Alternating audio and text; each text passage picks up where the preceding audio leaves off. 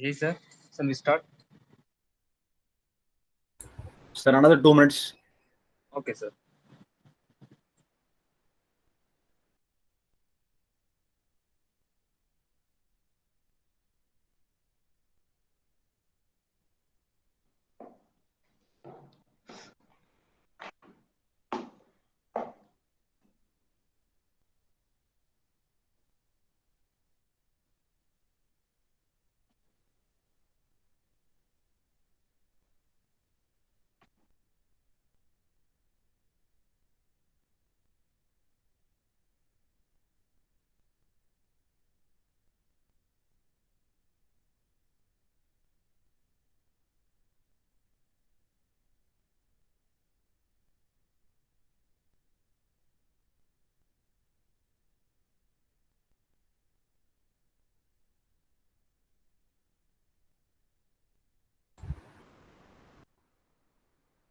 Mr. Sarvana, sir, we can start, sir.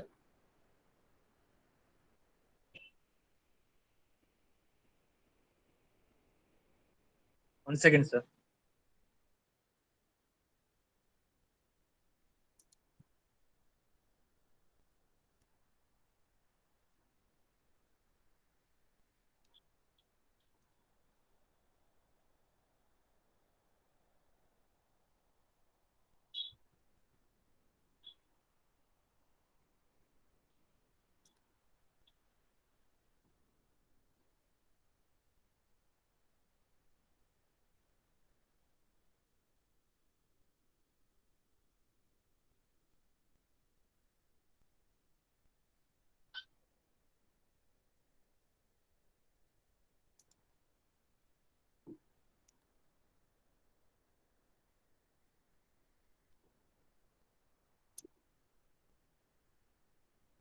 A very good afternoon to one and all co-present here.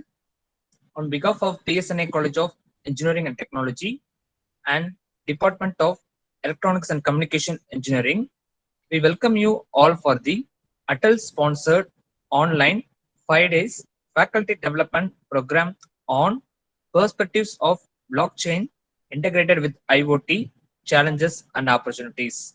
I also extend my welcome to today's resource person, Dr. S. Venkatesan Sir, Associate Professor, IT Department, Indian Institute of Information Technology, Allahabad. I welcome you, sir. Now, I kindly request Dr. S. Vijay Prasad Sir, Associate Professor ECE, to give introduction about today's resource person. I welcome you, sir. A warm good afternoon to everyone, and it's my pleasure to welcome our chief guest. So, our chief guest, Dr. S. Venkatesan, is currently working as an associate professor in the Department of Information Technology in Indian Institute of Information Technology, Allahabad. He completed his PhD titled Mobile Agent Security from Department of Computer Science and Engineering at Anna University, Chennai, Tamil Nadu. He has more than 20 publications in reputed journals and conference proceedings. He has also published books in the titles of Secure and Decentralized Management of Health Records, Recovery of Ubiquitous Multimedia Content Discovery Mobile Agent, and Mobile Agent-based Multimedia Content Discovery. And he is also working as a software developer. And in his software development, we can see that he has completed digital display content copying protection for smart and secure environment project funded by NTRO New Delhi, and online examination system for smart and secure environment project funded by NTRO New Delhi. And the third one is selective and project registration portal for IIT Allahabad students, and an online program for C, C++, Java, Python, and Perl evaluation tools. Last but not least, he has also developed a software for MCQ conduction and evaluation web portal to support the online evaluation. And his research interests includes mobile agent security, applied cryptography, blockchain, cloud computing, and social network privacy. And I'm also very much astonished to see his funded projects of around 82 lakhs, where electronic medical record management system using blockchain technology, he has received a fund of 10 lakhs. And the second one, development of secure IoT communication using blockchain technology, another 36 lakhs. And the third one is cyber physical security in energy infrastructure of smart cities, CPSec, another 36 lakhs. It's so great to see it, sir. And he is also a quality reviewer in IEEE Transactions on System, Man and Cybernetics Part C, International Journal of Network and Applications, elsewhere, International Journal of Applied Mathematics and Computation, elsewhere, and International Journal on Netnomics, Economic Research and Electronic Networking, Springer. So it's once again, it's a great pleasure to invite such a resource person for our program, and thank you for accepting an invitation, sir. The day is yours. So thank you very much.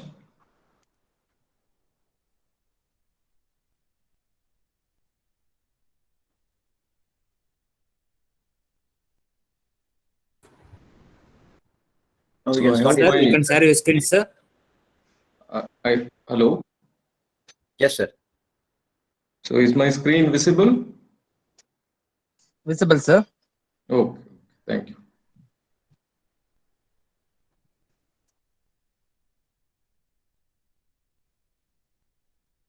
So slides are visible, right? Yes, sir. Visible, sir. So good afternoon, everyone. In this, first of all, I would like to thank the organizers for this wonderful opportunity to interact with you all. So in this particular talk, I will be discussing about the cryptography techniques that are used in the blockchain. Because we know blockchain provides security, but this needs the cryptography mechanism so that the security of the blockchain will be ensured. So at first, I will be giving very brief introduction about the blockchain because you might have had the introduction in the previous sessions. So then again, very brief basic introduction about the cryptography part. So then I will talk about what are the techniques used in blockchain and how it is used. So if any of you having questions, then please let me know immediately. No need to wait till the end of the session. So there are various contents I took from different sources. So I would like to acknowledge all the authors and the source providers. So we know that blockchain is a distributed database that contains cryptographically connected growing blocks. So here what happens, the blocks are keeps on growing and each and every blocks are getting connected.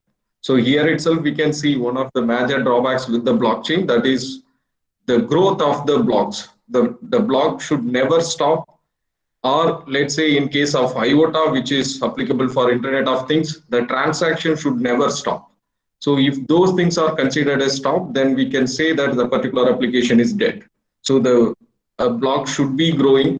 So the drawback here is how we can accommodate the storage. Anyway, that's not the topic to be discussed in this session.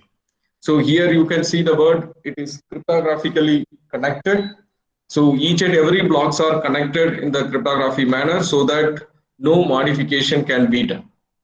So, and whoever participate in the blockchain, that particular application, they will be having the exact copy of the blocks that can ensure the availability. But it's depend on the clients connected. Maybe some nodes are having the sufficient infrastructure to store all those blocks. Some may not be having. So those who are the nodes, whatever have the sufficient, let's say that storage or the computational facility, they will be participating in the blockchain as a full node.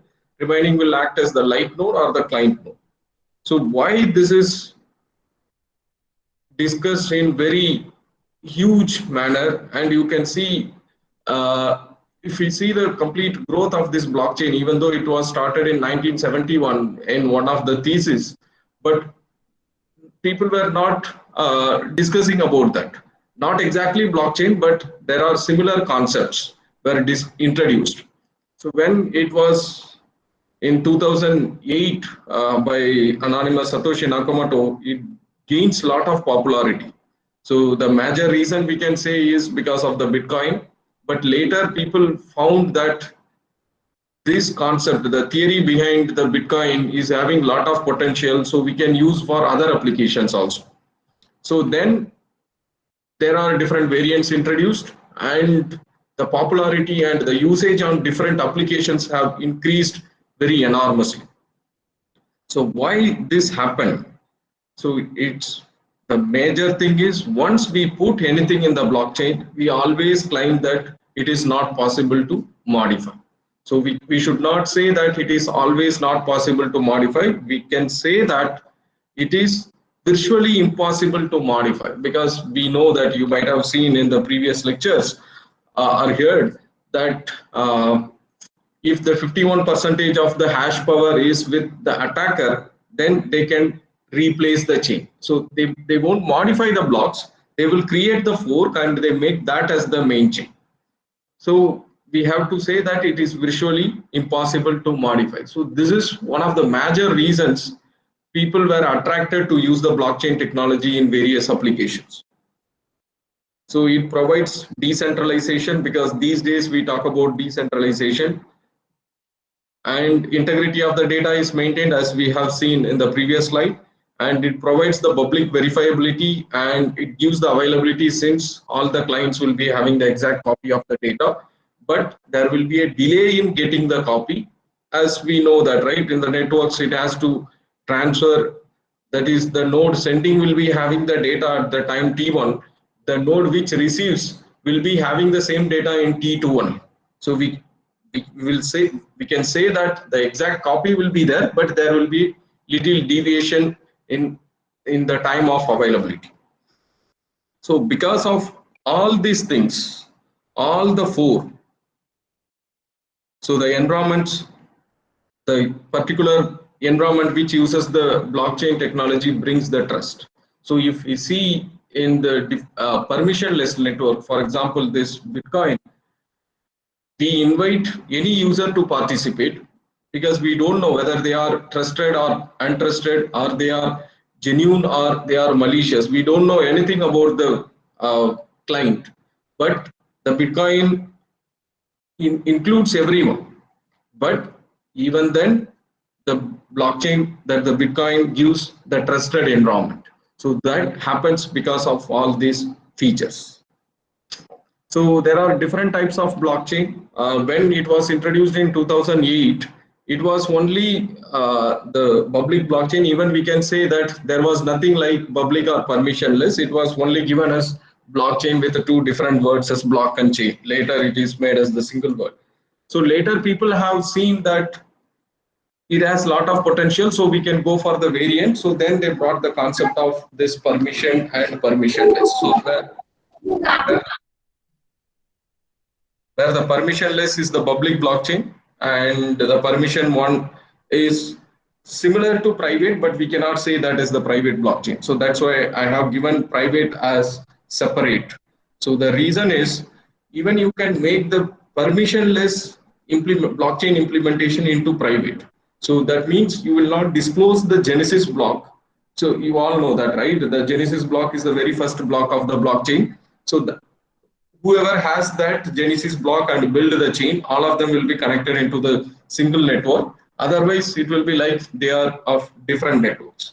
So that Genesis block, they will share only with the known people, and only they will be allowed to take participation in the particular application. So next is the hybrid, where they will be having the combination of public as well as private, and the consortium. There will be multiple players. They come together. That is, we can say that permissioned users or the organization or the private organizations, they can come together and make the consortium, and they develop the blockchain. That means only their organization can participate in the particular applications. So now we have seen the cryptography plays major role in the blockchain with respect to various things, and we will see all those things one by one. So we know, before getting into that, let's have a simple introduction about the cryptography part. So we know why we use the cryptography. When there are two or more persons, they want to communicate in the public channel, but they don't want others to see what they are communicating. So for that, we use the concept of the cryptography, where we will be doing the encryption and decryption, or encipher or decipher. And it usually uses the terms plain text, ciphertext, or we can say the plain text as the clear text and the ciphertext, which is after the encryption. So it uses two terms with respect to the content, that is the plain text and the ciphertext. The functions it includes are the encryption and the decryption. So the encryption function takes the input as the plain text and produces the ciphertext, and the reverse, the decryption, which takes input as the ciphertext and it produces the plain text. So we can say encryption as cipher, encipher, and decryption as decipher. So this is the simple representation where we have the message as the plain text, let's say. So then we have the ciphertext C, and here again the plain text. So this is the algorithm which does the encryption, and here the decryption, which is the inverse of this particular function, we can say. So, and the same here you can see with a different difference, that is it has the key. So here there is no key involved. So that means, so this is secret key cryptography, and here it is, we can say that as the cryptography, but it is not going to use any key. So for example, substitutional cipher we have. Okay, so those things we can say that it does not include the key. So here it uses the key along with the message. This function takes as the input and it produces the ciphertext. Then in the inverse operation, we can say again it takes the key and takes this ciphertext and produces the plain text. So again we have different types. One is the symmetric and another one is the asymmetric. So for data encryption and data secure communication of data, we choose this symmetric, and for sharing the key we go for asymmetric, because if two persons, let's say Alice and Bob, would like to communicate and they want to encrypt the content and share, so that is they want to establish the secure channel. So the secure channel will be established when there will be an encryption concept or the cryptographic concept is used. So then the key is required. So now the thing is how they will exchange the key. The key has to go in again in the public channel. Otherwise, when they meet in some meeting there, they can exchange.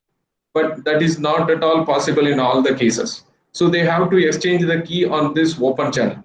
So when they are going to exchange in the open channel, so then definitely the intermediate nodes, they will sniff and see what is the key, and after that whatever Alice and Bob they are going to communicate in secure manner is not going to give any advantage.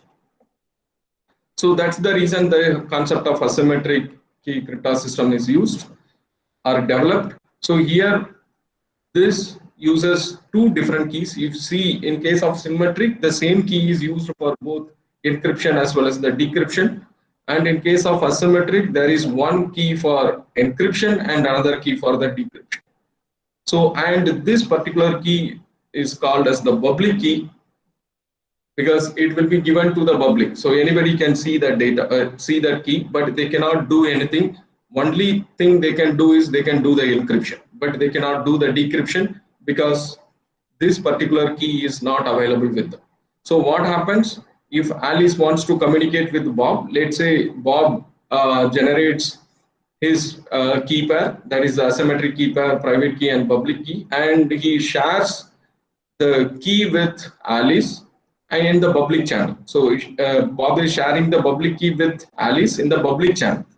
So whoever captures, nothing is going to happen. Only thing they can do is they can encrypt and send some wrong data. That's it to Bob. So now Alice will take the public key and she generates the new key, which is for this data encryption, that is the symmetric key, encrypt using the public key, whatever received from Bob, and send back to Bob. So Bob is having the private key, he decrypts and takes that key, which will be used for data, secure data communication. So this is the way it happens. And in case of blockchain, this is used, and this is used based on the demand, but in general, asymmetric key crypto system is used. And one more thing, in most of the cases, we say we should go for symmetric, that is for the data, secure data communication. Only for key, we should go for key exchange, we should go for asymmetric. The reason is the asymmetric takes a lot of time because of its size, that's the bit size. So the next concept we have is the hashing, that is the cryptography hash. We should not look into the hash of the data structure. So here we should consider this as the cryptography hash.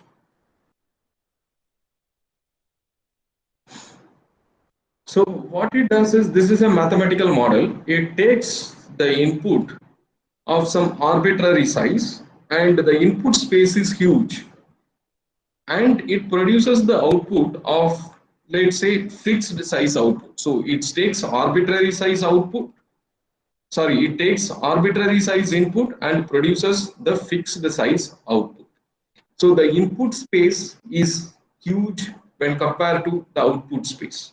So the reason is, let's say, the input can be of any size, that is the arbitrary size, but the output always, let's say, is only of 0 to 10.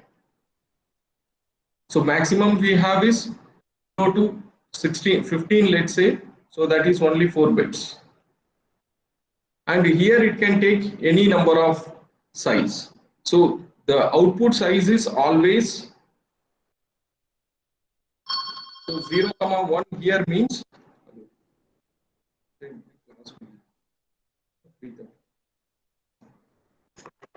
so here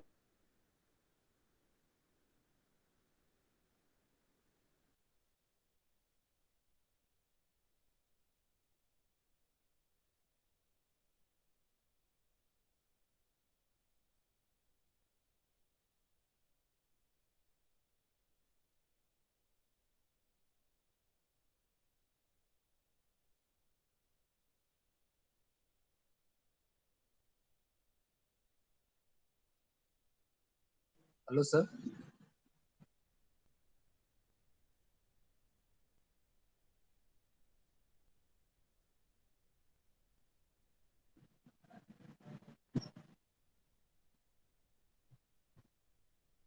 Participants kindly wait. There will be the network issues.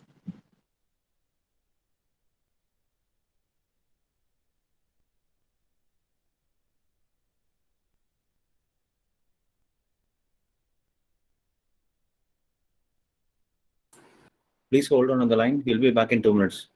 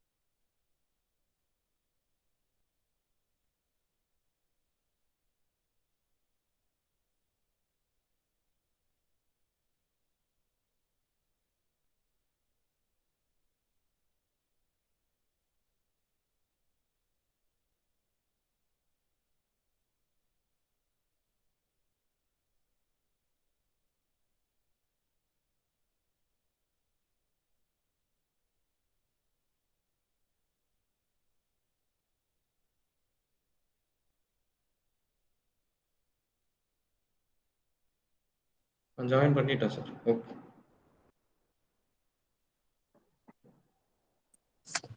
Hello, sir. So I'm sorry, I think the link was cut in between. Okay, sir. Okay, sir. No issue, sir. You can reshare your presentations.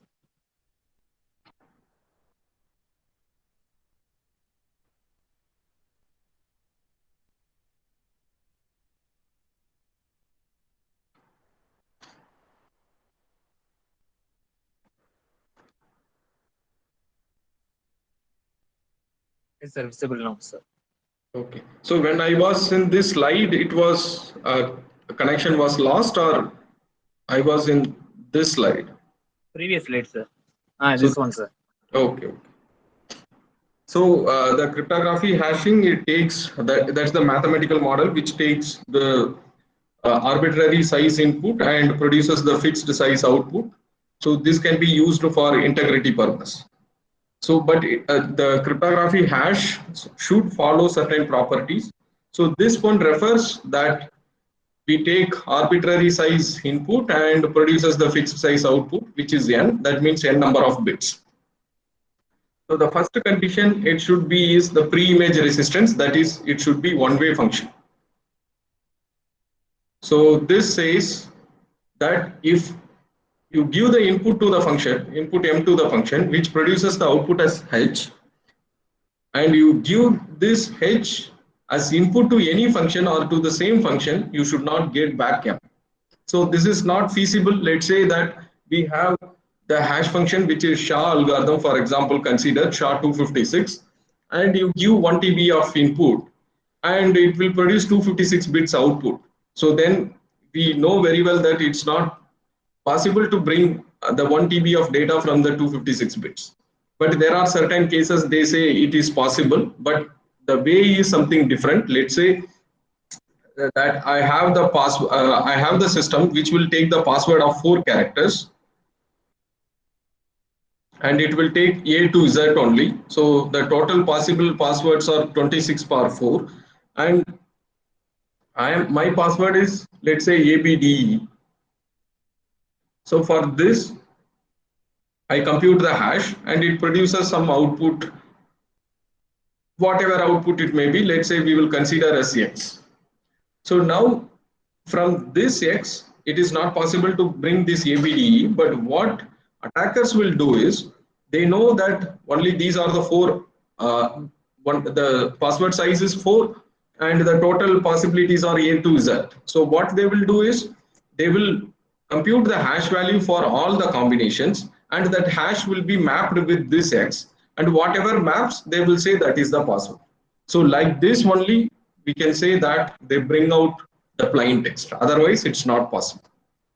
So next, the second pre-image resistance. So in the second pre-image resistance, what it says is, so here it talks about the collision. So we have the message M1 and given to the function which produces H1. So now M1 and H1 are fixed. So this is the function which takes message as M1 and it produces the output as H1. And next, we have to find the collision here.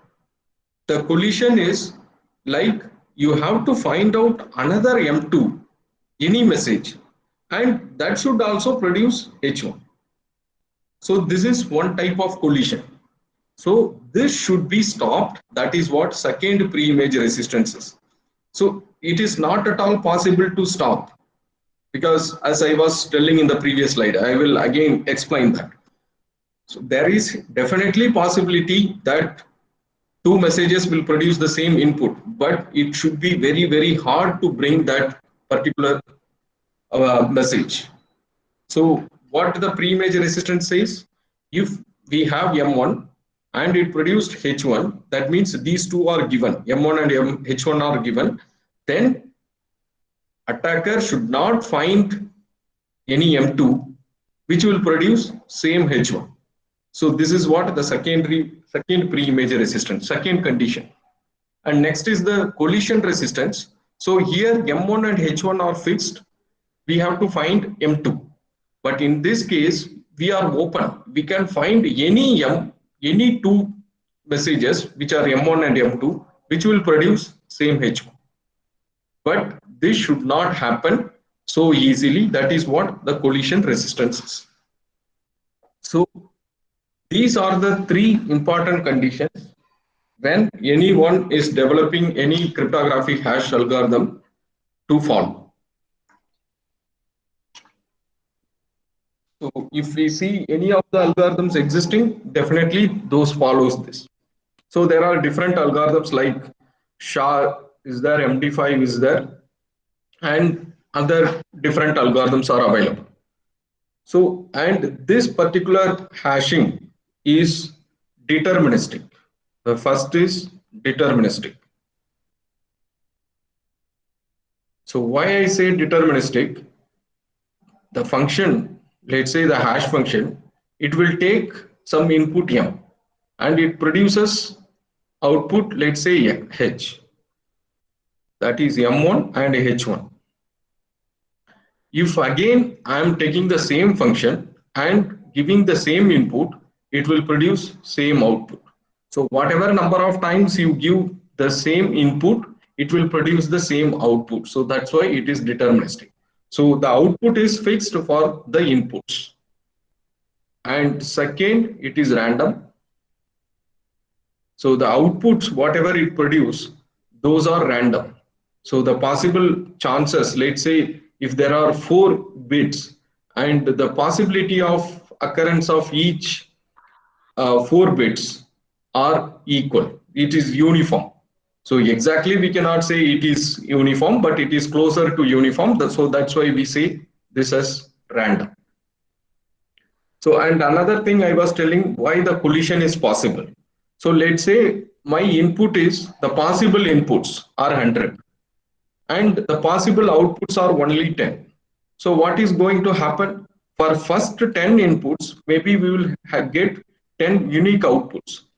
For the 11th input, definitely it has to come out of any of this. So let's say 1, 2, 3, 4, 5 only. Let's assume only 5. Here, let it be of 100. So I take A1. So that produces the result as this. Then A2 may be producing this. A3 produces this. A4 produces this. Then I have A5. So which produces this. Then A6. So now where it will go? Only possible outputs are only this. So this has to go to any one of this. So now the collision happens. Okay, so their intention is this should not be done so easily. Accordingly, the algorithm should be designed. So if any of you having queries, then please let me know. So the algorithms, the hashing algorithms, whatever is there, it uses the Merkle-Damgard construction. So two different authors. So their construction is used. So we call that construction as the Merkle-Damgard construction. So this is used in SHA. Also, it is used in MD5 and some other algorithms also. So what happens in this construction is whatever input we are going to give to the function f, that will be divided into certain blocks. Let's say here 512 bits, 512 bits, it's divided. After dividing into 512 bits, there may be the last block which will not be having 512 bits, so we'll be adding padding bits for that. So it is divided into 512 bits. So then there is a function w, which we will not go in detail now, that is not required. So this particular input, this block input comes here, and there is a initialization vector that also comes. This w performs certain operation, and this output goes here. Again, the message m1, the first block, and the initialization vector comes, the XOR operation happens, then it goes here, and the output of this is also here as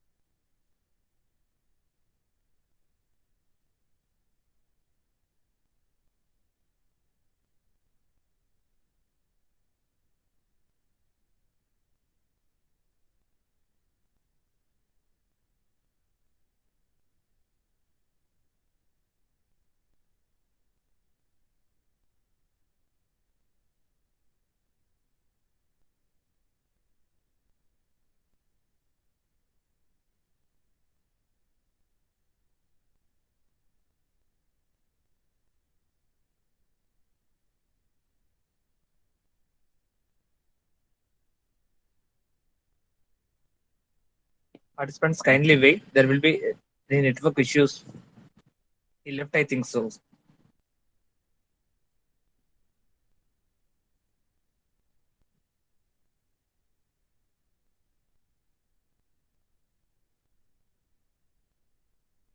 Yes, sir. Yes, sir. He lost his connection, I think so. Dear participants, he is asking 2 minutes permission. He is going to join through wired connection. So he is requesting you to stay online for 2 more minutes, and probably this will not occur again.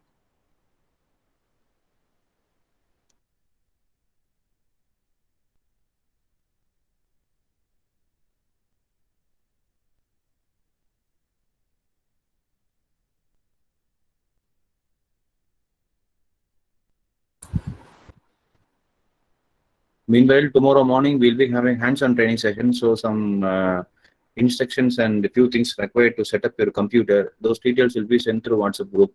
So today evening, try to make a note of it and try to arrange your system in such a way so that you can cope up with the person who is teaching. First and second session, both will be having hands-on training.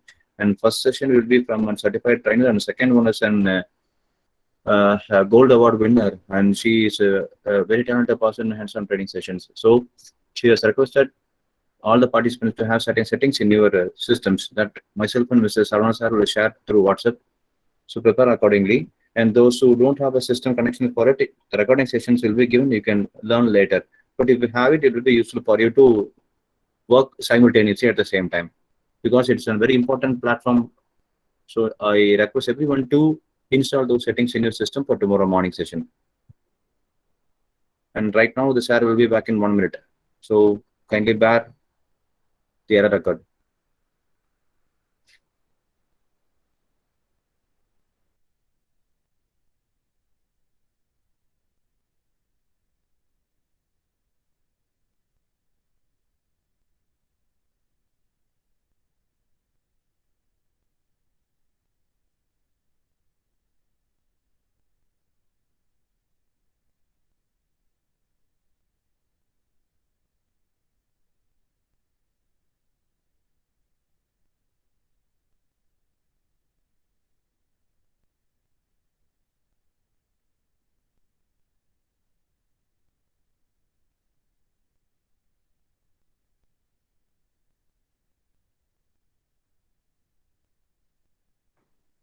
Great, sir.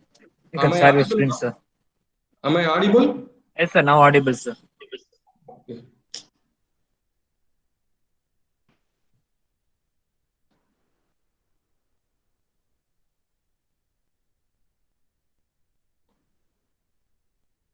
Participants, is the slide visible?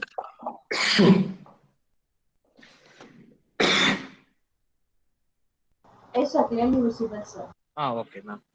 Thank you for the confirmation. So, sir, so when was it disconnected in this slide? Yes, sir. Okay.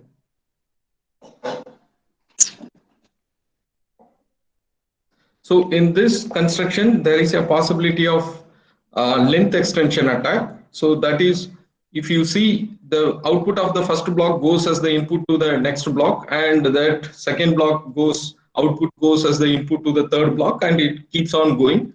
Finally, this produces the output, that is the last block, that is considered as the hash output.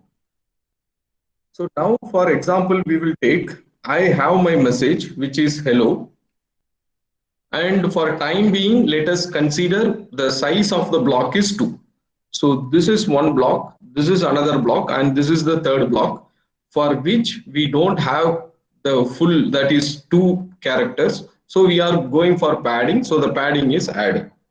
So now what happened? The hash will be computed for this, and this hash will be given as the input here. Let's say h1. So now the hash 2 is computed, and the output of this is given here. So then the hash 3 is computed, that is the output hash 3. So now what is this length extension attack is, let's assume that attacker knows what is the size of this message. So he knows the size of the message. So now what he is going to do is, he want to make this message as hello world. So he cannot directly make this message as hello world because the hash is computed for hello with the padding bit. So now how he will make the message as, so he will make like this. Now what he will do, again he will divide this as 2, and there will be padding bit required here, so padding added.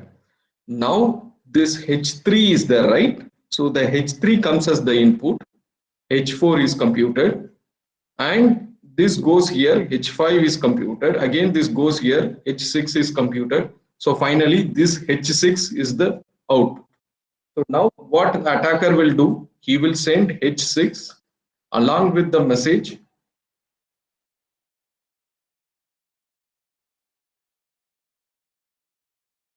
So this goes to the receiver. So now actually what sender sends is H3 and hello.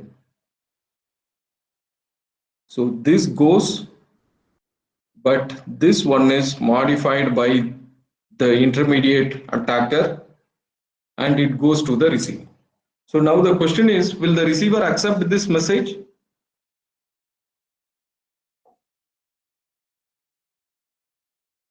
So this is the question to you all. Maybe you can think for a minute and let me know.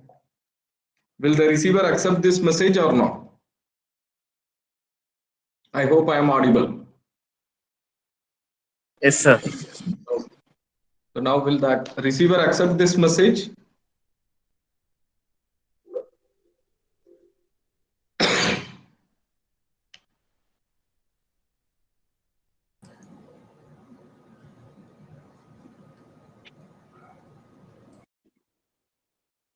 So definitely receiver will accept this message because the hash of this H6, sorry, the hash of this hello world will be mapping with this H6.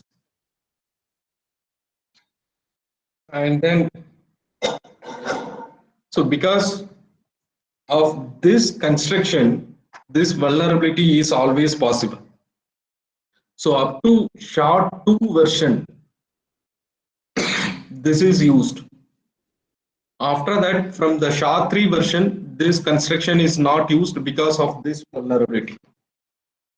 So what changes this Merkle Damgard construction is the sponge construction. So it's like that we have a sponge, we put into the water, it absorbs it, then we are squeezing it. So here if we see, the input part is this and the output part is this, that is the hash output. Hash output will not come, let's say if we want only for this, we cannot take it from here, we have to take from here only. So let's say we have divided into different parts, P0, P1 and Pn-1, that is HE, LL and O, the padding bit. So after doing all these things, you can see it is similar. The output of this is coming here as input and it goes. So after that, once all the input part is computed, all the input part is done, there is another operation happen here.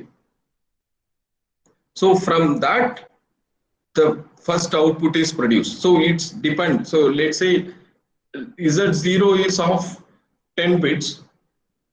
And if you want only 10 bits of output, you can take from here. If you want to have your output should be 20 bits, then you take Z0 and Z1. So overall you will get 20 bits. So it's like this. So now what happens is all the input parts are over, and for generating the output, the function is same, the operation happens. You can see here. Now let's say the attacker who knows the size of this, he want to have like this. So what he will do, let's say 20 bits output is the one what the sender gets. So now he will be getting the output of Z0 and Z1. That is for this particular part.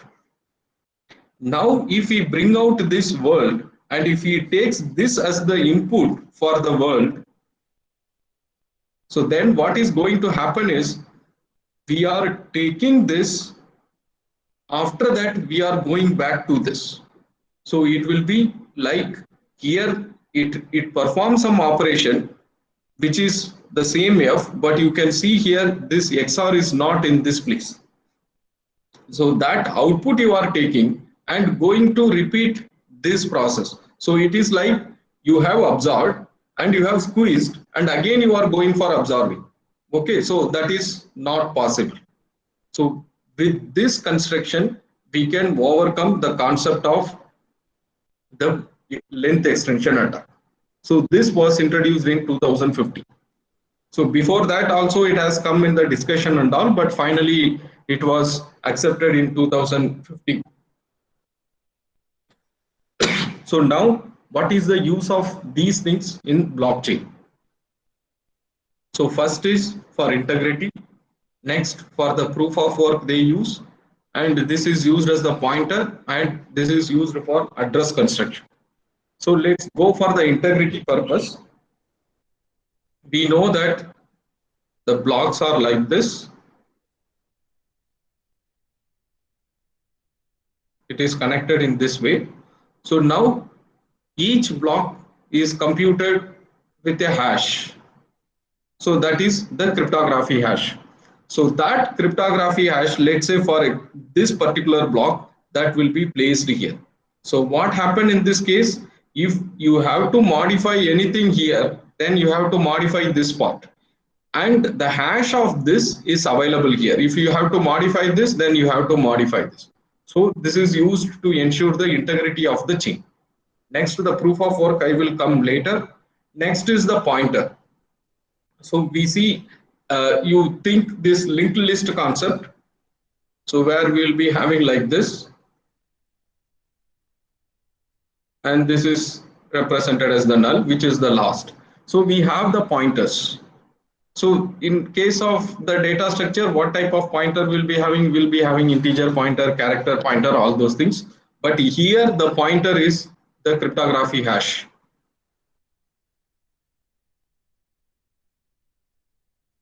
Again, what is that? That is the hash of this particular block. So using that, this will be pointed. Next, it is used for address. So whatever the address given for the users or the participants of either Bitcoin or Ethereum, it is constructed with the help of hashing techniques.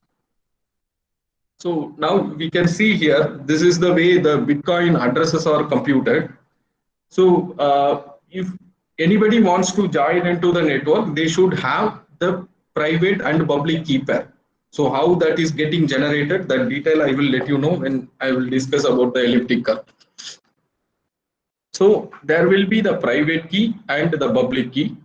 So in Bitcoin, they go with all the combinations to generate the address. So for time being, let's say we are going to use only the public. So the public key will be given as the input to the SHA-256 function, which is the hash function. And this produces the output. And again, that output is given to another hash function, which is RIP-EMD hash function, which produces 160 bits output, that is the 20 bytes. Then they convert into base 58 format, and finally that is the address now. So using this address, the participant will make the transaction. So one thing you see here, okay, I will come back after some time into this. And this is in case of Ethereum. In Ethereum, what happens? The same process, let's say the public key is there. This is given to a hash function, which produces output. Let's say it is 256-bit hash. So it produces 32-byte output, since it is 256. And out of that, drop the first 12 bytes and take the remaining. That becomes the address of the Ethereum. So every user will have the address which is of 20 characters in length, that is in hexadecimal format. That is the last 20 bytes of the hash which is produced for the public. So now you see this is very simple. That's only one hash is happening. But in case of this, there are two hashes. So can anyone guess what will be the reason for that? Why here two hashes are used and here only one hashing is done?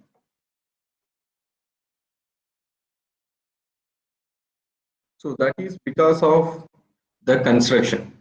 So this particular Bitcoin, we know that it has come in 2008, and that time only SHA-2 version of hashing algorithm was there, and it was known that it is possible for the length extension attack.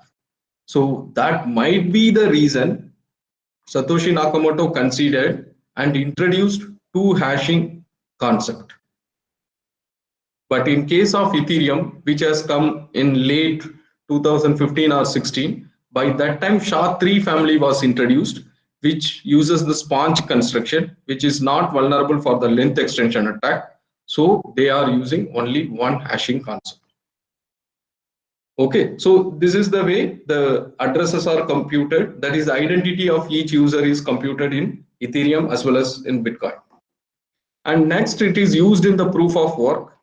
So the proof of work is solving a puzzle. So here the puzzle is very simple.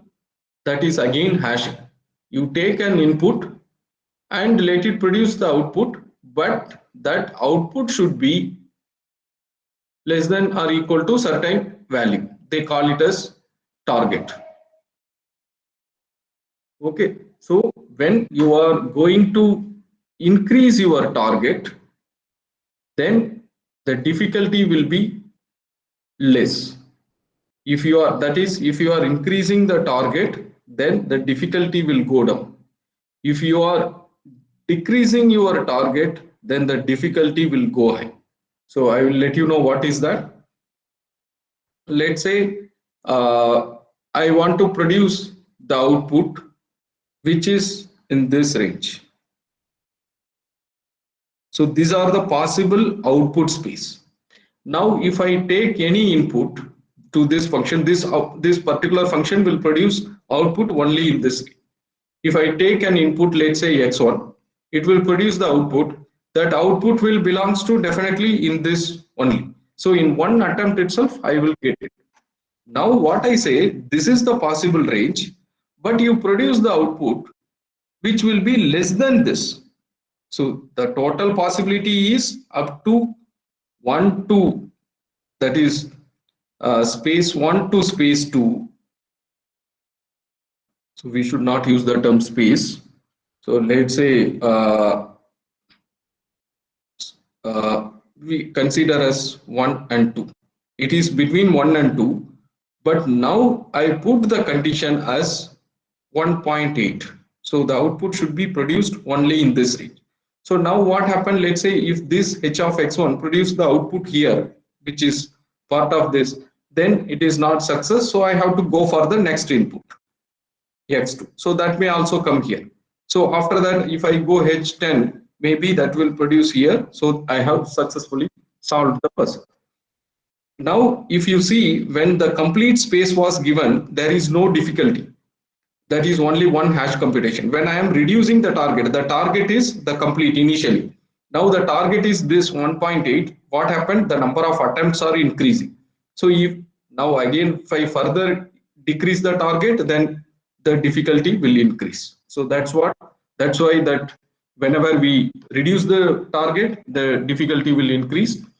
If we increase the target, then the difficulty will reduce. So the proof of work is completely working based on the hash function.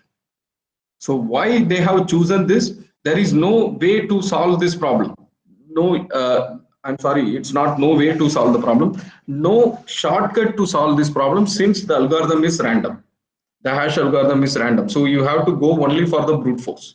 So here, what is the input? In case of blockchain, the input is the block, not the entire block. Part of the block will be given as the input, because the nonce which will be decided, that will not be considered as the static part. And one thing I would like to tell, that as we have seen, that whenever we give same input, it will produce the same output. Okay, so the block is fixed. If you are going to give the same block again and again, it is going to produce the same output.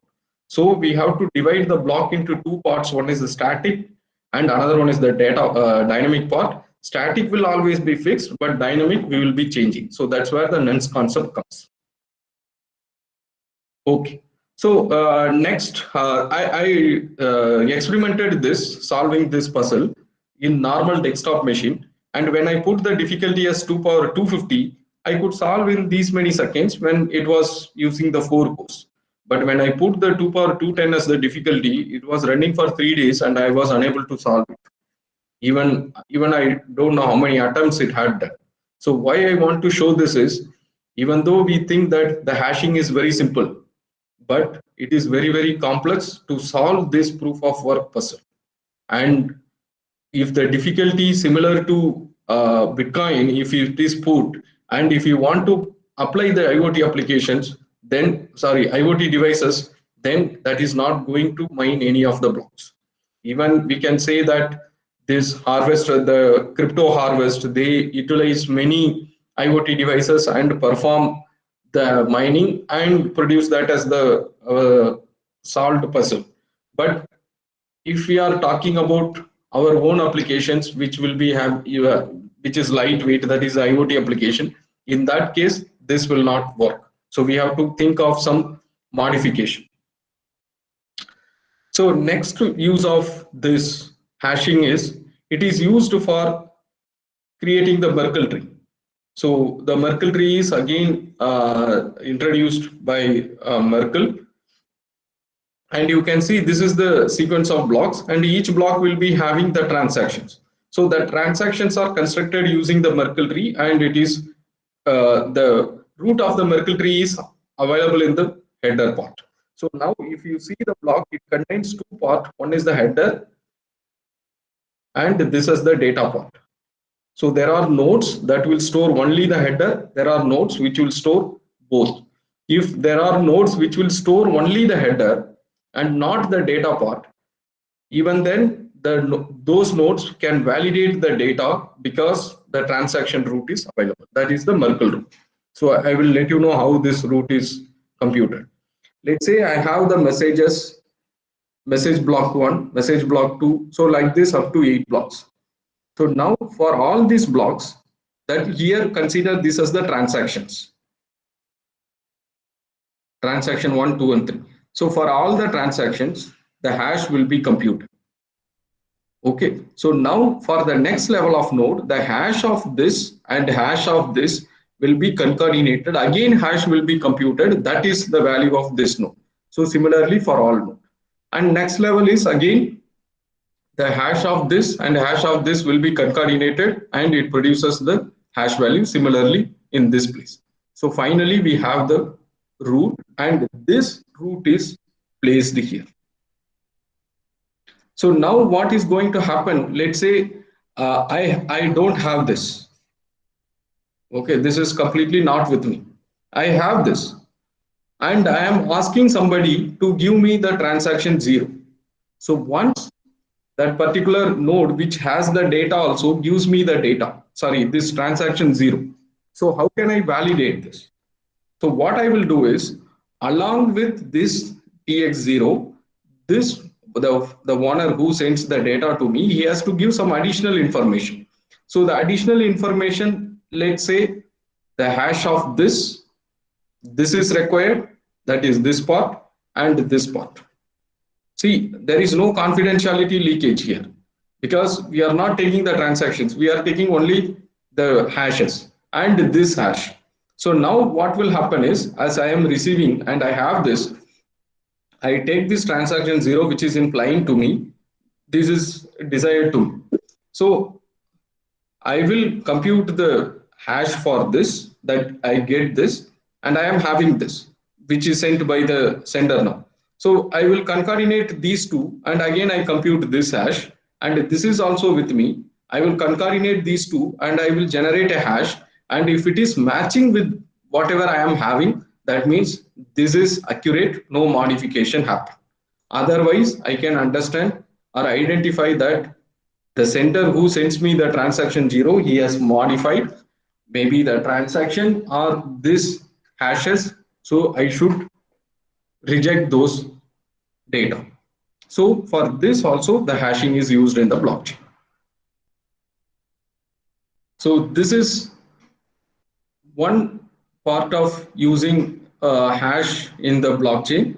Even this is used in the digital signature also, but for time being we say that now the usage of hashing is over. So now let's move on to the digital signature. So the digital signature, we know that this says to the receiver that we can, with lot of confidence, we can identify or understand the document or the message is coming from so and so source. Because it includes the digital signature, and that digital signature can be generated only by that sender, not by anybody else. So for this, in case of blockchain, that is with respect to Bitcoin and Ethereum, they use the elliptic curve cryptography. So they are not using, we can say that RSA algorithm, because we know that RSA will take more time to process because of the key size. So what the elliptic curve is? The elliptic curve is a plane algebraic curve. So they consider that the domain is plane. And it will be defined by the equation that is y square equal to x cube plus ax plus b with the 3-degree polynomial, and it should be non-singular. That means it should not have any cusp and there should not be any self interactions. So what it says is there is no cusp means that the point in the curve should not repeat, and self intersection means there should not be like more than one point which will touch the x-axis. So that means that is 0 point, the x0 is there, right? It should be touched only once, it should not touch more than that. So that's what their requirement is. So this is the equation, and it uses this discriminant, and with this discriminant we can understand whether it has cusp or self intersections. If it is not equal to 0, that means we can say there is no cusp or no self intersection, so we can use that as the curve. So the curve is this, always the equation, the elliptic curve equation, it differs. There are different types of equations, so we consider this equation here, and the same is used in Bitcoin as well as in Ethereum also. So it has x power 3 plus ax plus b. So here the curve, what we are going to decide, that will have the value of varied value of a and varied value of p, and it should be, since it is coming into the cryptography part, we will be having the finite element, that is p. So based on this, the curve will be decided, and the curve what is used in Ethereum is SEC P256K1. This is the curve they use. The 256 refers the p value is 2 power, that is the maximum value is 2 power 256, and accordingly they have chosen the a value and b value. So the elliptical, so like in RSA, the security is behind the factorization. Here it is behind the elliptic curve discrete logarithmic problem. So what that problem says is, in the curve, okay, so let's say there is a curve. So in the curve, if you know the point P and you have derived a point Q, which is through this, through some random number. So given the P and Q, you cannot compute the K value. So that's what the elliptic curve discrete logarithmic problem is. So it is not, again, not possible to compute. It will be very, very hard to compute. So it cannot be done in polynomial time. You have to go for the exponential time. So let's say, suppose Alice wants to send a signed message to Bob. Initially, they must agree on the curve parameters. So you see here, initially they must agree on the curve parameters. But in case of Bitcoin or Ethereum applications, we don't know how many are going to join because it is completely decentralized. So then how they will agree on the curve parameters? So how it happens is, whenever we download the source code, in that itself, these parts are hard coded. So that we will have the curve parameters. So the curve parameters includes what is the curve we are using and the group, that is the base point of the group, and the order of the curve. So the base point says that base point into this number of, that is order of the curve, you will be getting the point of infinity. So then we have to generate the key. So this is the parameter should be with all the nodes, and each node should generate its own key, as we were discussing in computing the address, that it is very much required we should have the private and public key pair. So from the public key the address is derived. So now here, using this curve parameters, node has to compute or derive its private key and the public key.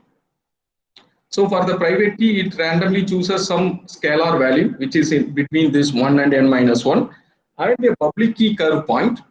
So this is derived from this DA. So how it is derived, you see, it is point doubling, that is multiplication of this private key with the base point of the curve. So with this, the key is generated.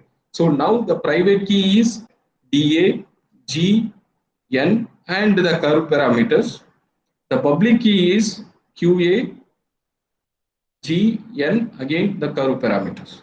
So now if we see, as per this discrete logarithmic problem, elliptic curve discrete logarithmic problem, so you know the point G, and you know this point, that is P and Q we know, this we know, this we know, and this one is computed from this point, but it is not, or it is very hard to bring out this private key. So this is what the concept is. So then using this, we can have the digital signature algorithm. You can see this is the elliptic curve digital signature algorithm. So where this is the message you want to send, and you want to confirm to the recipient that this is the actual message sent by the sender. So we compute the hash of this. After computing the hash, we take some number of bits from the left part. After that, we generate a k, that is new random integer. We are not going to use the DA, we are using some other k value, and this k should vary for each and every message what we are going to sign. So this algorithm is available in Wikipedia. You can go through that for more detail. So then we generate the curve point. The curve point is computed with this k into g, and then it produces the curve point will always have the x and y value. If the x value is satisfying this, yes, we agree. Otherwise, we go for the next k value. Otherwise, that is the x is over, and we come on to this part. That is with the x. Again, we are computing this, and we see if s equal to 0, we go for another k. Otherwise, the key is generated. So now, sorry, the signature is generated. Now the r comma s is the generator. Now what is happening, and this is the algorithm to verify the digital signature. What is happening in Ethereum is, in addition to r comma s, they are sending one more, which is v. So this particular elliptic curve digital signature algorithm is having one advantage, that is, we know that using the public key, the private key, the sign is done, and we got r comma s. Now with this r comma s, it is possible to bring out the public key of the sender, that is the equivalent public key. So that we can bring out. So this advantage is utilized in Ethereum, and they don't share the public key of one node with another. Even when the transaction goes from one to another, the transaction will not include the public key. I will let you know how they will validate this and why this B is used. Let's see that here. So now this is the concept of public key recovery. That means we have the signature, that is r comma s or r and s. From r and s, we can derive the public key of the signer. So how that can be done is, we have to find out 2 points in the curve, which is r and r prime, which will be having the same x value. that is the R represents the X value.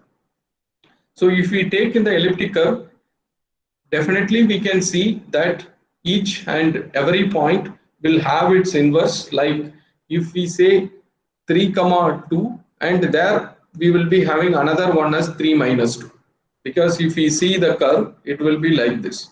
So, and it is having the mirroring part, so we'll be definitely having this. If 3, 2 is there, and there will be 3 minus 2 also. If 6, 2, then 6 minus 2 will also be. So that's why there are two possibilities. Let's say 3, 2 and 3 minus 2 are possible. After that, we have to compute the inverse of this S, that is the x-axis.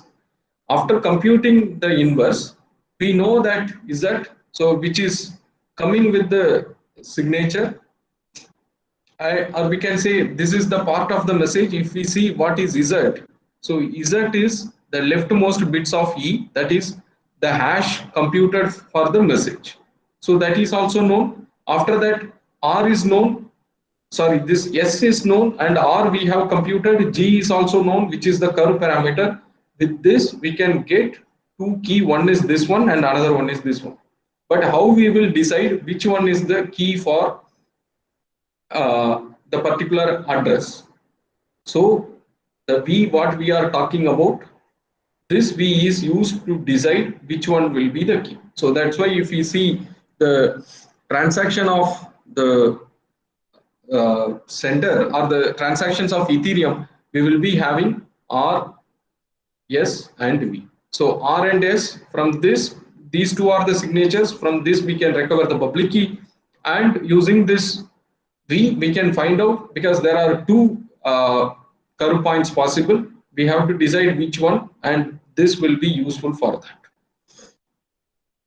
So the transaction ownership, why this digital signature algorithm is required? Let's say that I am sending my transaction. What is the guarantee? Because the coin is digital, right? Anybody can spend that coin.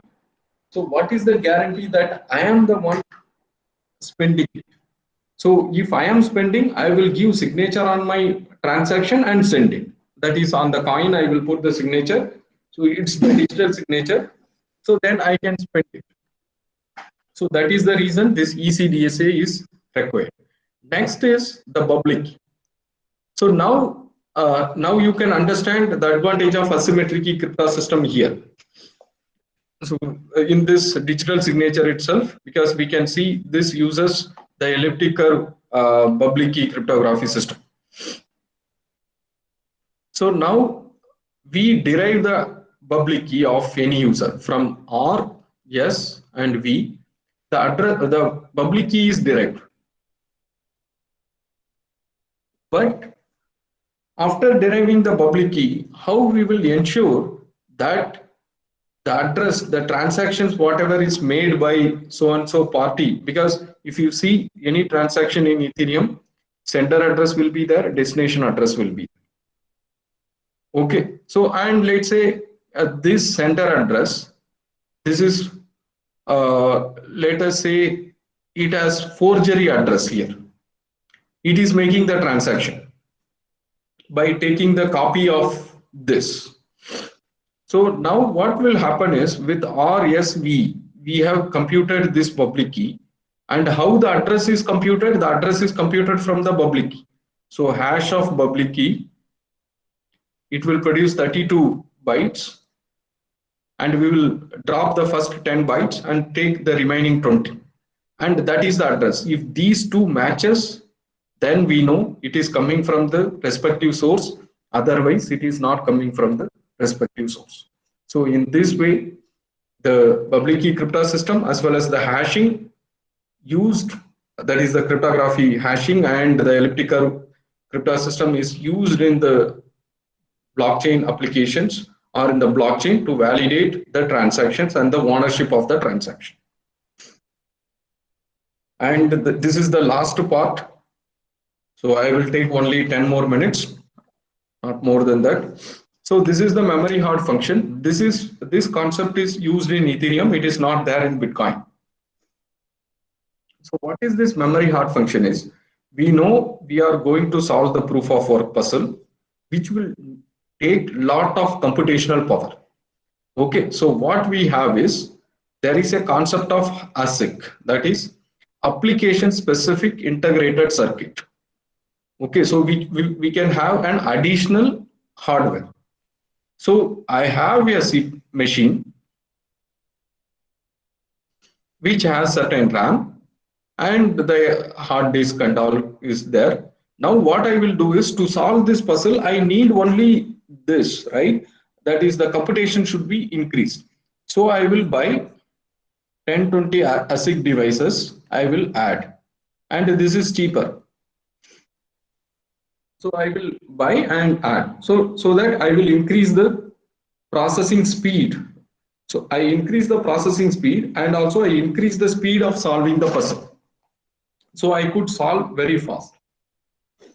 So now what happens is because of this support, with less infrastructure also they could mine the or they could solve the puzzle quickly. So in Ethereum, what they have done is they have applied this memory hard function. They use this script memory hard function. So what it says is, if let's say we have any of the algorithms, that algorithm will be having, let us say, we always measure that with the time complexity. And the requirement is why only with the time complexity, we have to consider the space complexity also. If we see this function, a memory hard function f that needs time t and space s for ordinary computation. So it takes time t and space s for the computation. Now, in case the same computation, if you are doing with s prime space, that means much lower than the s. So this you are reducing. If you are reducing, even though you are going to increase your computational power, the time of solving that particular problem will be t prime, which will be more than this t, which was this. So it says that if you have a space and you do the process with some computational power, you will solve that in time t. So time t is, let's say, 10. Now you are going to increase your computational power and the space is not increased according to that. So now what is going to happen is you do that operation again, but what is going to happen is the time it is going to solve, the time taken to solve that problem will be more, maybe that is 20. So earlier one is 10 and now it is 20. So this is the concept used in the Ethereum. So they don't want that only by increasing the computational power, somebody will solve the puzzle quickly. So they want that space is also required. That's why when you are starting your Ethereum, 1.5 GB of RAM will go for generating some data and it will be placed. From that, randomly some data will be chosen and that should be used as the input for solving that puzzle. That is to give that as the input into the hash function. And here one important thing to notice, solving the puzzle is hard, but validating that puzzle is very, very simple. Let's say if I take 100 attempts to solve the puzzle, irrespective of number of attempts to solve the puzzle, in one attempt itself, I should validate, yes, the puzzle is correct or not. So one example of this memory hard function, after this, I think almost I will be at the end. So if you see this function, this is very simple. Instead of going to the algorithm, I will discuss this with a picture. So this is my message. And for this message, I am computing the hash. So let's say this as 1. Now hash of 1. So now that means this particular 1 I am giving as the input here. Now that becomes 2. So it is like hash chaining.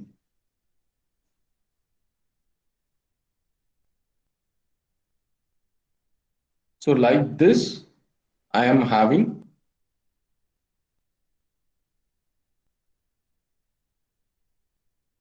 am I making any mistake? 1, 2, 3, 4, 5, 6, 1, 2. Okay. Here I have missed this. So it is going, let's say, up to H25. That means 26 I will be having. So this is computed. So that is this particular part. Now I am coming to this part to bring out the value. So I will be choosing any one value randomly here. So how I will choose? Again, I will use some random function that here it is integrify.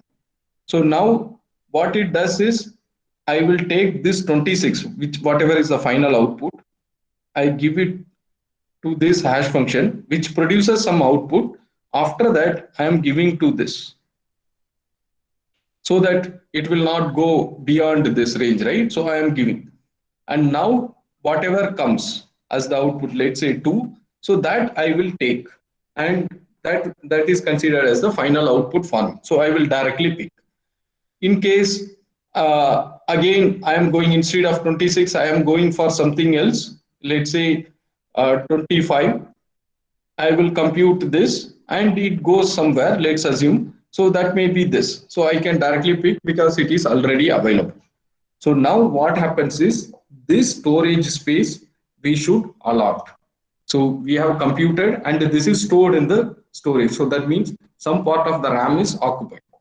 Now let's say I don't want to store this. So what I have is I have message M, nothing else. I am not storing anything. So my RAM is free. Now we are going to apply this. Let's say hash 26 we are applying. Hash 26 gives the output as 2. So the 2 comes from here. What I do is hash of M, which produce 1, then hash of 1, which produces 2. So these two I will compute and then I will take the result. After that I will delete it.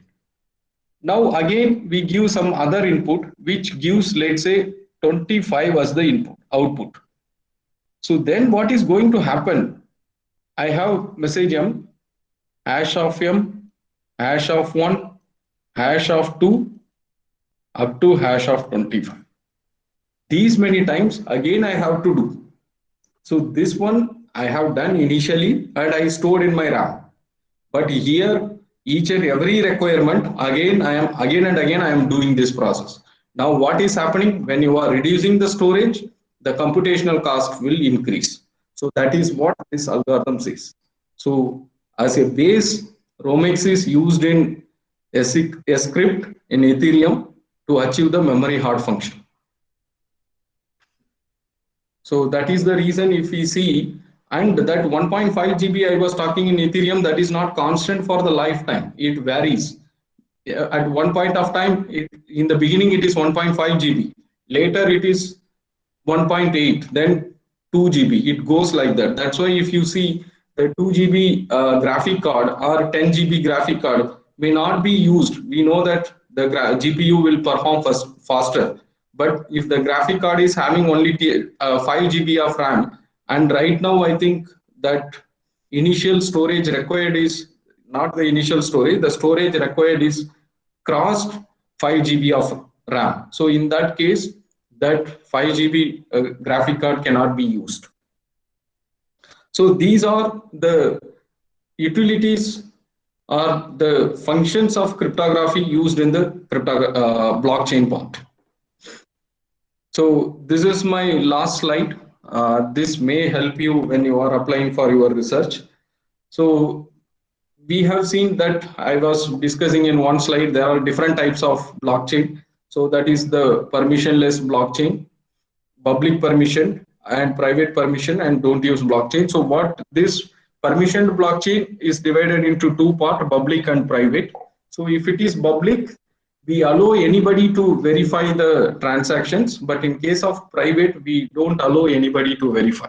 So that is, any blockchain will be having two operations. One is the write operation and another one is, we can say, read or the validate operation. So we don't want the validation operation also to be done by the public. So then we use private permission. Otherwise, we go for public permission. And if we don't know the people earlier, then we have to go for the permissionless. Otherwise, the permission. So the first question should be that, see, if your state is fixed, then there is no need to use the blockchain. if your state is going to change, like by applying the transaction from one state to another state, there is a change, then you can think of blockchain, otherwise don't use blockchain. And next is, if your application have more than one writers, okay, then we can think of blockchain, otherwise it is not required. More than one, I should not say, it is, let's say, multiple writers, because for one, two, maybe again not required. And next, we have to see whether always online trusted third party. That means for each and every transaction, if the trusted third party is used, again there is no need of using blockchain. Otherwise, the next question is, are all writers known? If all of them are known already, then you go for permissionless. Sorry, if you don't know any of them already, then go for permissionless blockchain. So that's what the Bitcoin, Ethereum are using, because we don't know who will join and who they are. And if we know all the actors already, let's say if you are going to apply for smart metering or the land record management system or the electronic medical record management system, in that case, you can go for this. That means all writers are known to you. So after that, even you know, if you trust all of them, then no need to use blockchain, because we cannot trust all of them, even though they are the insiders. And next is, if you don't trust, if you want public verifiability, then go for public permission blockchain, otherwise go for private permission blockchain. So like this, there are different flow graphs available. You can use that and decide whether what type of blockchain you can use for your application. And blockchain, as I said, it has the drawback like storage and the computation. However, the computation is mitigated by using the permissioned blockchain, but that storage is always an issue. But there are some models proposed, so that can be used, including ours, but it varies from application to application. Okay, so if somebody want to take the research, so you can consider that part also. Okay, thank you so much. If you have any questions, then let me know, please.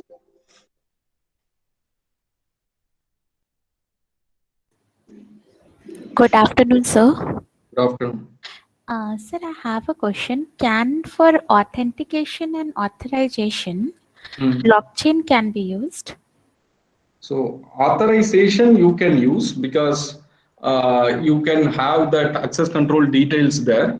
And for authentication, that is the public key infrastructure, people use that. But how this can be done is, for example, in case of this SSL protocol, right? We get the certificate from the third party, and that using that we authenticate that we are accessing the respective source or not. But here, what we can do is, each and every user who joins the network, they will generate their key pair and they put the public key into the blockchain. So it is mapped with that address. Here we are not talking about any the coin and all. Here the transactions are only to put the public key into the blockchain. So now whenever that particular user is going to make any communication, that is while sending the signature also, the public key, whatever is available in that particular available in that blockchain, can be used to validate his signature. So we can use in this way, like password based and all we cannot say, but this can be used for both authentication as well as authentication. Whatever the digital signature we have seen just now for validating the transaction, the same thing we can do here. So there are already different concepts of decentralized PKI. If you go through that, you will get more detail about it. Thank you, sir. Any other questions? Hello, may I ask question, sir? Yes, please. What is mean by state in blockchain selection? Last slide. The first module, right? See what happens if you take any of the user, let's say their account balance. Okay, so they will not be in the same state. That means their balance is going to get changed. okay, from one to another. So maybe in the let's say in block 1, block 2, block 3, it may not be changed, but in block 4 it will be changed. Similarly, if we see in the Bitcoin, that works based on the transactions. So the number of transactions or the available transactions for any user will not remain same. That varies. So that's what it states there. Okay. Thank you, sir. Sir, I have one more question. Yes, please. Sir, so many cyber attacks are taking place. So for those cyber attacks, I mean, we have some of the other solution proposed, either using machine learning or deep learning. Just take an example for intrusion detection. So like we can detect it using deep learning and machine learning depending on the data data set. If it is huge, we'll go for deep learning, otherwise machine learning, right? Now, so now what I was thinking is, after doing it, can this intrusion detections thing which we have implemented to detect, can this thing be put inside blockchain to make it more secure? See, actually, you know that, right? Blockchain is, we can say, as the distributed database, Yes. and we ensure the integrity of the data. Yes. So in your intrusion detection system, you might have trained and maybe you have identified some whitelisted or blacklisted IP addresses. Those you can put here, Okay. and that will be accessed in decentralized. That is globally, it can be accessed, and also nobody can just like that modify the remove some address from the blacklisted addresses. Yes, so it can be easily, I mean, it will be useful when we do it for Internet of Things now, sir, because if we are doing it as a greater level, we can just put blacklisted and blacklisted IP addresses, basically. Yes, but you have to give the proper justification. Why not that individual nodes can store? Because you know, right, when you are going for blockchain, you are increasing the complexity of that particular application. Yes, sir. Yes. Okay, the communication, storage, and all. Okay, so you have to give more justification why this should be used. That should be your first part of the work.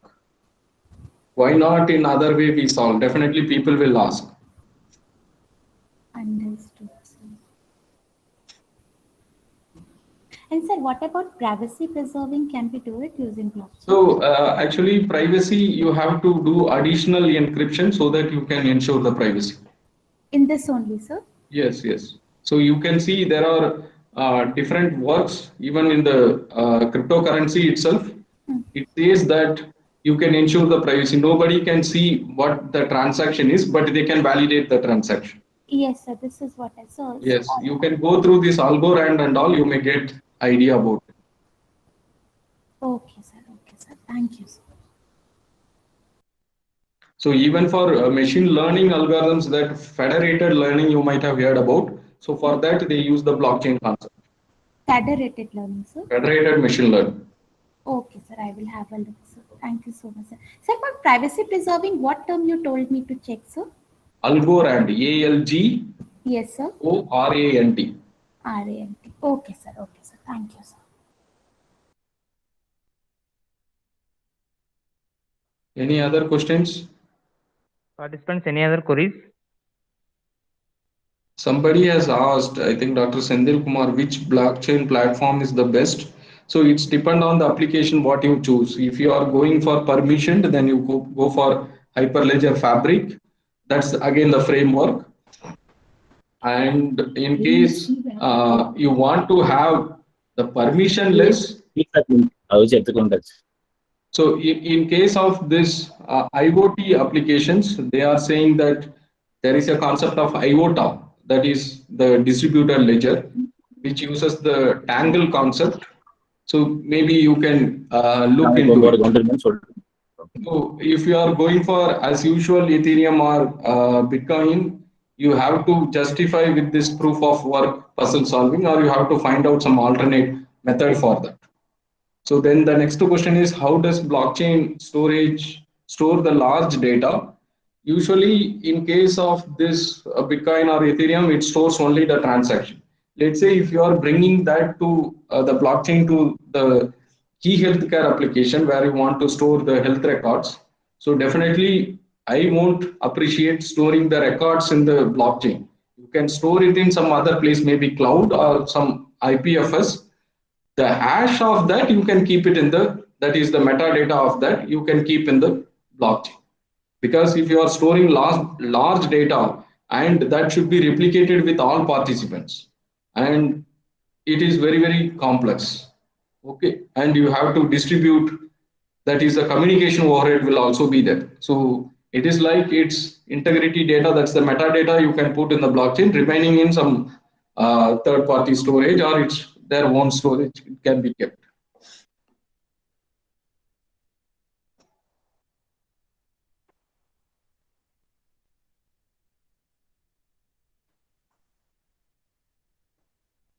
So any more questions?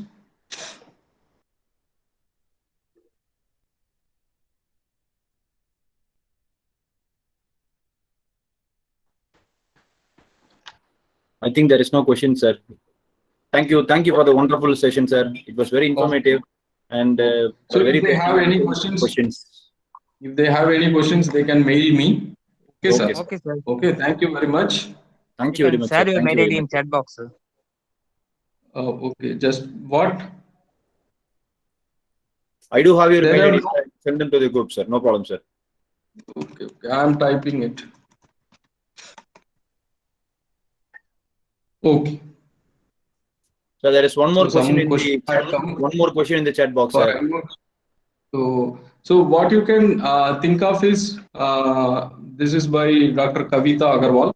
So you can please have a look of this IOTA concept, IOTA, TA. Okay, so I already sent the email ID. So the IOTA one I am sending now. Okay, so you can explore that. So anybody else have a question? Someone has Shweta ma'am raised has the raised hand. her hand.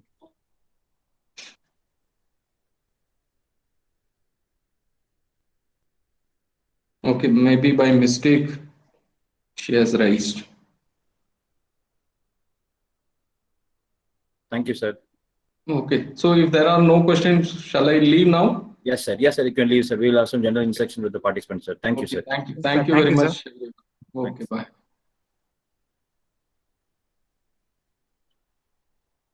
Dear participants, kindly fill up the feedback form. It is already shared in the chat box. And all the sessions, the corresponding resource person's email ID will be shared to you. Do not worry about it. And everything will be shared to you through WhatsApp. So don't worry about it. So as I told you in between that tomorrow session, we need a specific setup. So I will send you those details.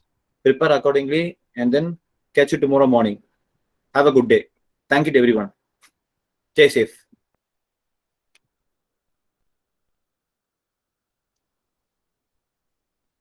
Yes, sir. Sir, you can stop the recording, sir.